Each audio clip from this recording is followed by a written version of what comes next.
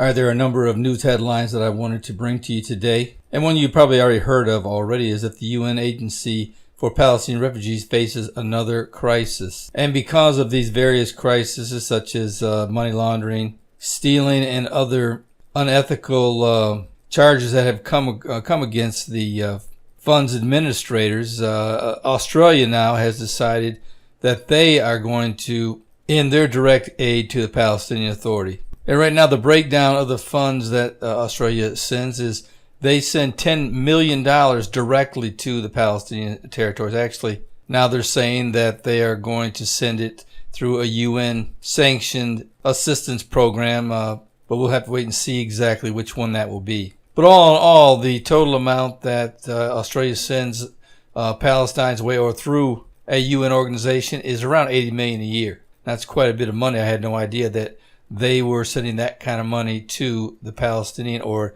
to some type of refugee fund through the UN. But the screws are definitely starting to turn on the Palestinian Authority. And even though they're keeping a defiant face regarding their financial situation, Palestinian leader Mahmoud Abbas has fired all of his advisors amid this financial crisis. But this is what the article says. The move comes amid a spending crunch following Israel's decision in February to withhold around $10 million a month in tax transfers. Israel collects some $190 million a month in customs duties levied on goods destined for Palestinian markets that transits through its ports. It then transfers the money to the PA government. It says the amount it deducted was $138 million for the year, corresponds to Israel's tally of total Palestinian Authority monthly payments to terror victims in Israeli jails and families of slain terrorists in 2018. So as you know, Israel is deducting all money that it sends to terrorist families, and that is total about $140 million for the year. And that's not the only problem there is and the only signs of corruption. It says documents leaked earlier this year showed that the technocratic former cabinet gave its members lavish payouts. The documents showed that ministers' pay had climbed from $3,000 a month to $5,000 a month, a 67% raise, and that the prime minister's salary was raised to $6,000 a month. A $10,000 housing bonus intended for ministers living outside Ramallah, where the Palestinian Authority is headquartered, was also given to all ministers, including those with homes in the West Bank also. The government also inflated the exchange rate, giving them a 17% premium. Abbas had secretly approved the raises, overriding a 2004 law fixing ministerial salaries. The raises were applied retroactively to 2014 when the cabinet took office, resulting in bonuses worth tens of thousands of dollars.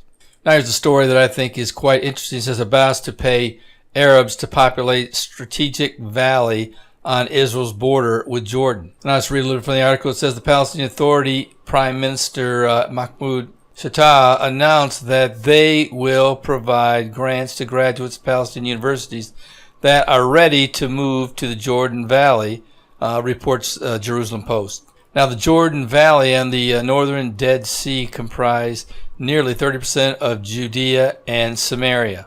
Close to 65,000 Arabs and approximately 11,000 Jews dwell there. Palestinian Arabs have falsely accused Israel of devising plans to reduce the Arab population in the region by blocking their access to land and imposing restrictions on home construction. Well, whether or not that is true or not, we know one thing is for sure. It says, and it's found in the Times of Israel, it says, Israel actively pushing Palestinian migration from Gaza, officials say. And reading from this article, it says, Israel is actively promoting the immigration of Palestinians from the Gaza Strip and is working to find other countries who may be willing to absorb them, a senior Israeli official said Monday.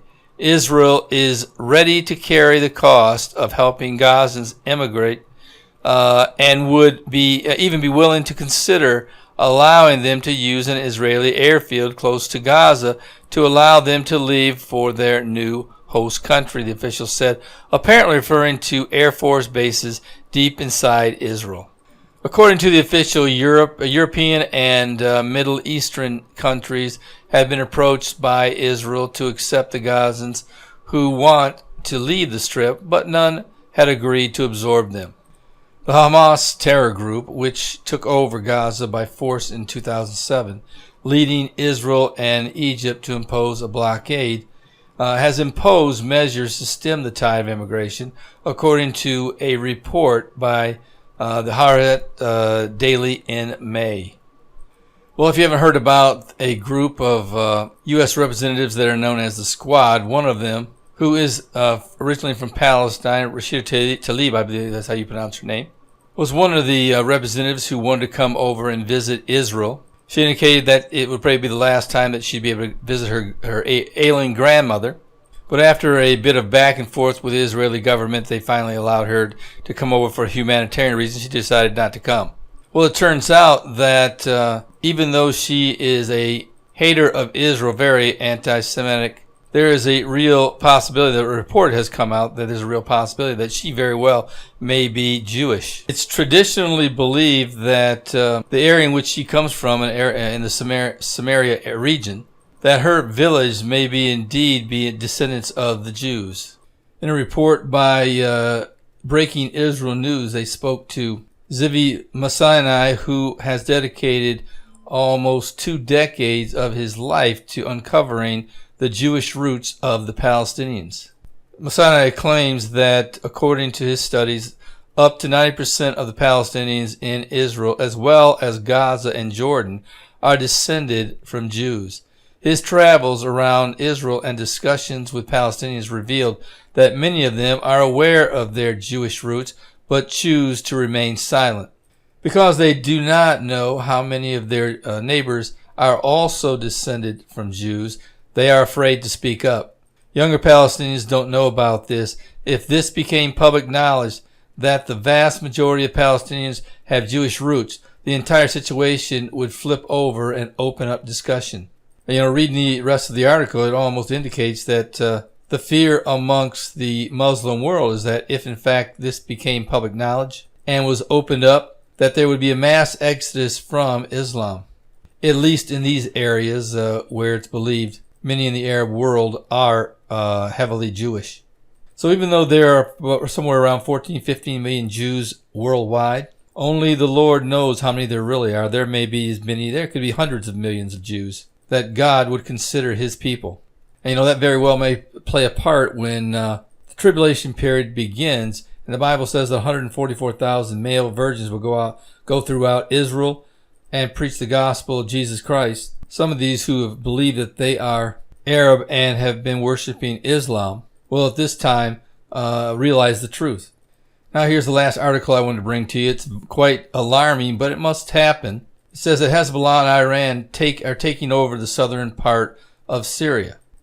The article says that 1 year after the Syrian government and its allies took over southern Syria, there has been increased infiltration of the area by Iranian-supported militias along the border with Israel, an area of great geopolitical importance. In retaliation for U.S. sanctions on Iran, Hezbollah has adopted new methods and ways in order to exercise its influence in the area. These include increasing its presence along the Israeli border so it can attack the Jewish attack at Tehran's bidding. However, the manner in which it is increasing its presence along Israel's border is very complicated and cunning. In order to expose Iran and its proxies, such as Hezbollah, human intelligence on the ground is needed to expose the degree in which these proxies are approaching the Israeli border. 4 Lebanese Hezbollah militia bases were established in southern Syria over the past year. Hezbollah established these bases in order to obtain widespread control over the region. They seek to obtain regional domination on behalf of the Iranian regime with the assistance of families who utilize child soldiers.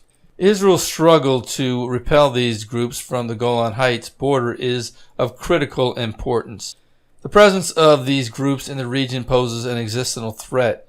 It is of great importance that Israel nip this threat in the bud and defend its security interests along the Israeli border.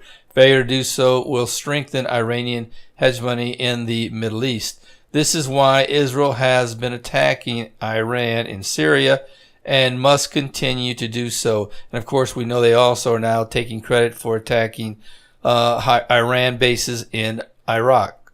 But we know that it is scriptural that at some point in time that Iran, Turkey, and also Russia, all of which who have a presence in Syria, will one day come down upon Israel on their northern border, or to Iran, their Syria's southern border, where they are now located, and they will seek to destroy Israel. And that's found prominently in Ezekiel chapter 38. But these are some things that are taking place right now. Of course, we know that just a few days ago, the Trump administration announced that they will now likely unveil their political side of the Middle East peace process after the Israeli elections have been completed, and I'm not sure how far along that will be into the process before it's actually revealed. Of course, whoever wins will have to form a government, so that will take some time.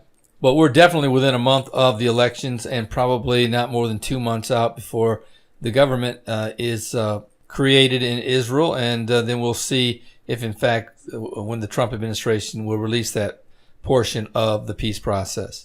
But one of the things for sure, we can and are watching the day come forth. And even though it seems like it's been years that this has been developing, we're down to months, I believe, now. And certainly if you don't know the Lord, today is the day of salvation. The 150,000 people are going to die today. The Bible says that the vast majority will end up in a burning hell. Don't let that happen to you. Come to the Lord today. Allow Him to save you.